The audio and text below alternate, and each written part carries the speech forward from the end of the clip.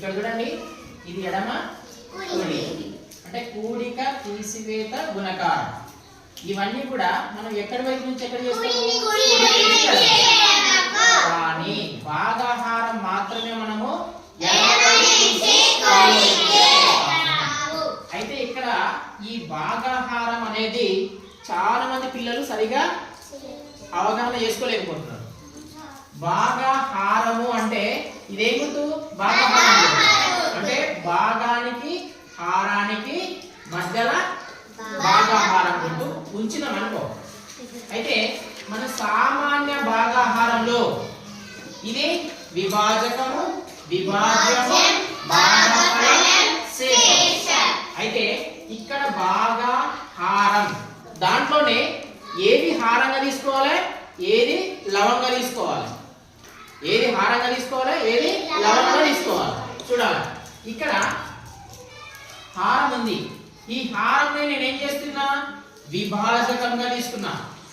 అంటే భాగము divided by హారం అంటే ఈ హారాన్ని విభాజకంగా తీసుకున్నా. తర్వాత ఇక్కడ మొత్తం భాగం రూపంలో ఉన్నటువంటి దాన్ని విభాజ్యంగా తీసుకున్నా. మొత్తం ఒక భాగం ఇది, అదంతా ఒక పెద్ద భాగం, దాని విభాజంగా తీసుకున్నా. నెక్స్ట్ అయితే ఈ విభాజకము, విభాజము, విభాజ్యమును విభాజకం చేత భాగించాలి. ఎల్లప్పుడూ హారం చేత భాగమును భాగించాలి. అయితే విభాజకం చేత విభాజమును భాగించగా, విభాజకం చేత విభాజ్యమును భాగించగా వచ్చిన ఫలితము విలువ తగ్గుతుంది. భాగించగా వచ్చిన ఫలితము విలువ తగ్గుతుంది. అంటే ఎల్లప్పుడూ భాగాహారం చేస్తే భాగించగా వచ్చిన ఫలితం విలువ తగ్గుతుంది. ఇక్కడ చూడండి, విభాజ్యము పెద్దగా ఉంటుంది. ఈ విభాజకం చేత దీన్ని భాగిస్తే ఈ విలువ కంటే ఈ విలువ తగ్గుతుంది, ఈ విలువ కంటే ఈ విలువ తగ్గుతుంది. అయితే ఈ విధంగా భాగాహారం చేయంగా మనకి ఇక్కడ వచ్చేటటువంటి దాన్ని ఏమంటాము? భాగఫలం అంటాము. ఇక్కడ వచ్చేదాన్ని ఏమంటాము? ఇక్కడ డివైజర్, డివిడెండ్, కోషియంట్, రిమైండర్. అయితే ఇదే భాగాహారం ఇక్కడ రాష్ట్రం అనుకో. ఇప్పుడు 6ను 2 చేత భాగించాలా, 2ను 6 చేత భాగించాలా? కన్ఫ్యూజన్ అంట. అదే విధంగా ఏను బి చేత భాగించాలా, బిని ఏ చేత భాగించాలా?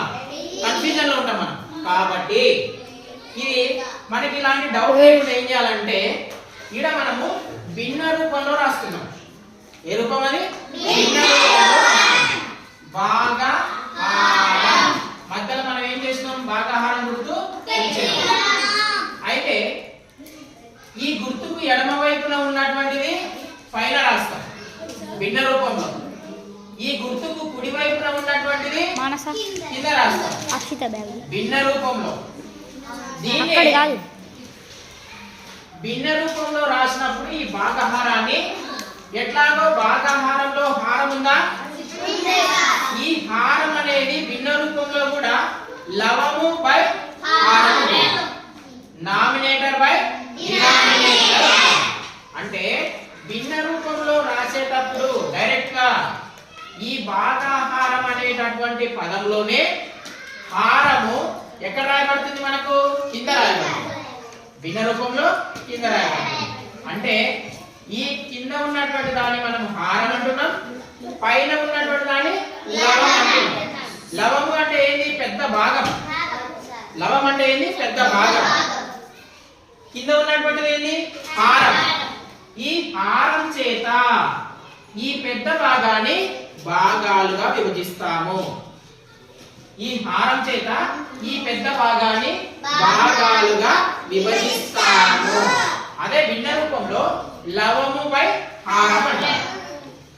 భిన్న రూపంలో లవముపై హారం అంటే హారం చేత ఎల్లప్పుడూ లవాన్ని భాగించాలి. హారం చేత లవాన్ని ఎల్లప్పుడూ భాగించాలి. ఒకవేళ ఇట్లా ఉంది అనుకో, మనం 3/4 ఉంది అనుకో, మరి ఇక్కడ లవం చిన్నగా ఉంది, హారం పెద్దగా ఉంది. మరి దీని చేత భాగించాలా, దీని చేత భాగించాలా అనే డౌట్.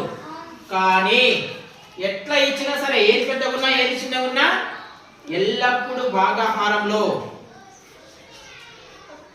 లవాన్ని హారం చేతనే భాగించాలి. లవాన్ని హారం చేతనే భాగించాలి. ఈ ఉన్న పెద్ద భాగాన్ని ఎల్లప్పుడూ హారం చేతనే భాగించాలి. లవాన్ని హారం చేతనే భాగించాలి.